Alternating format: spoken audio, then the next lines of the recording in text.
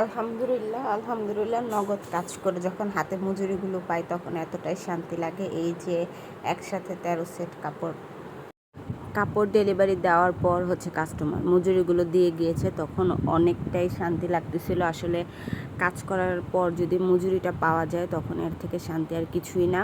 তো hello friends, আসসালামু আলাইকুম। আমি মরিয়ম আক্তার শিমু, মরিয়ম ব্লগস থেকে বলছি।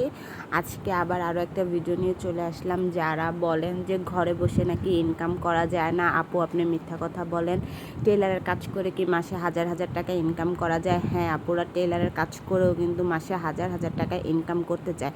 আপনি যদি ঘরে একটা মেশিন থাকে, আপনি টুকিটাকি কাজ পারেন, আপনি না হলেও মনে করেন সংসারের সকল কাজ করেও কিন্তু মানে সর্বনিম্ন 5 থেকে 6 হাজার টাকা আপনি ইনকাম করতে পারবেন। আর আমি কিন্তু আলহামদুলিল্লাহ এখন মাসে প্রায় 10,000 টাকার মতো ইনকাম করতে পারি যদি আমার কাজ খুব ভালো থাকে। কিন্তু অনেক সময় একটু কম হয়ে যায়, কিন্তু ইদানিং ঈদের থেকেই অনেক টাকারই কাজ করা হচ্ছে। আর এই মানে আমার এখন যে পরিস্থিতি চলতেছে, এই পরিস্থিতিতে আমার একমাত্র শক্তি, একমাত্র ভরসায় আমার এই টেইলারের কাজ। যেহেতু আপনাদের ভাইয়ার কোনো কাজ নাই বর্তমানে, সে টোটালি বেকার, বলতে টোটালি বেকার, তার থেকে আমার 10 টাকাও সংসারে আসতেছে না। তো সেক্ষেত্রে আমার উপরে কিন্তু আমার পুরো সংসারের চাপটা পড়ে গেছে। আর যেহেতু আমি আগের মতো টিউশনি করি না, টিউশনি করে কিন্তু আগে আমি প্রায় 20-25 হাজার টাকা আর্নিং করতাম। এখন ছেলের কারণে টিউশনিটা করা হচ্ছে না। আর আগের মতো এখন টিউশনি করানোর মতো ধৈর্যটাও নাই। তো যেহেতু আমি হাতের কাজটা শখের বসে শিখা, মানে জাস্ট নিজের কাজ করব, সেই জন্য শেখা ছিল। বলতে কি, আম্মু কাজ করতো, আম্মুর দেখা দেখে আমি শিখে ফেলি। তো পরবর্তীতে এটা আমার একটা ভরসা হয়ে দাঁড়ায়। আর আমি এখন মাশাআল্লাহ দিলে কিন্তু অনেক ভালো কাজ করি, অনেক অর্ডারি কাজ করি। আর এই যে কাপড়টা, এই কাপড়টার কোয়ালিটি কিন্তু তেমন একটা ভালো না। এইটার দাম মাত্র 500 টাকা। অনেক সময় কাস্টমার এসে বলে যে 500 টাকা দিয়ে আমি 3 পিস কিনছি, তোমার কাছে কেন নাই? যে এই কাপড়টা এতটা বাজে, এটা আমি 34 বডির জন্য কাটবো, কিন্তু এটার সাইডে কোনো কাপড়ে ছিল না, মানে ঘের মাত্র 20 হবে, 22 ঘের ছিল কাপড়টাতে। তো 500 টাকার কাপড় কিন্তু 500 টাকারই হয়। তো এইটা আমার ওই যে 13 সেট কাপড়ের মধ্যেরই একটা ড্রেস, সেটা আমি কাটিংটা আপনাদের সাথে একটু শেয়ার করি। আর বলতেছি যে আপনারা চাইলেও কিন্তু আমার মতো ঘরে বসে মাস শেষে মোটা একটা অ্যামাউন্টের কাজ করতে পারবেন, যারা টুকিটাকি কাজ পারেন।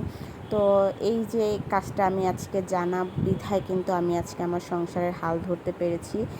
এখন মার বাসায় খাওয়া যে শুধুমাত্র খাবারের খরচ বাদে যাবতীয় খরচ কিন্তু আমার এই সংসার চলে সম্পূর্ণ আমার এই হাতের কাজের মাধ্যমে। কেন? কারণ আপনাদের ভাইয়া যেহেতু কোনো কিছু করে না, বলতে সে একটা জব করে, সেটা এখন আপনাদের বলবো না, সেখান থেকে সে কোনো টাকা পাচ্ছে না, মানে তাকে কোনো বেতন দেওয়া হচ্ছে না। হয়তো বা কোনো এক সময় দিবে, তখন হয়তো বা একটা স্বস্তির নিঃশ্বাস নিতে পারবো। কিন্তু বর্তমানে আমার ঘর ভাড়া, কারেন্ট বিল দিয়ে কিন্তু প্রায় 7,000 টাকার মতো চলে আসে, সেটা আমার এই কাজের মাধ্যমে। তারপর ছেলের টুকিটাকি, ছেলের স্কুলের বেতন, ছেলের টিউশনের বেতন, এগুলো কিন্তু আমি এর মাধ্যমে চলাই। ছেলের স্কুলের বেতন প্লাস টিউশনির যে বেতনটা, সেটা আমি যে টাকাটা টিউশনি থেকে পাই সেটা ওইখানে চলে যায়। আর বাকি A to Z খরচ কিন্তু আমি সম্পূর্ণ আপনাদের ভাইয়াকে প্রতিদিন টুকিটাকি হাত খরচ দেওয়া, ছেলেকে প্রতিদিন হাবিজাবি খাওয়ানো, ছেলের পিছনে কিন্তু মোটামুটি 100 টাকার মতো খরচ হয় প্রতিদিনই, টাকা থাকুক আর না থাকুক আমি খরচ করি বা নানারা করে, খালারা করে, কিন্তু হয়ে যায়।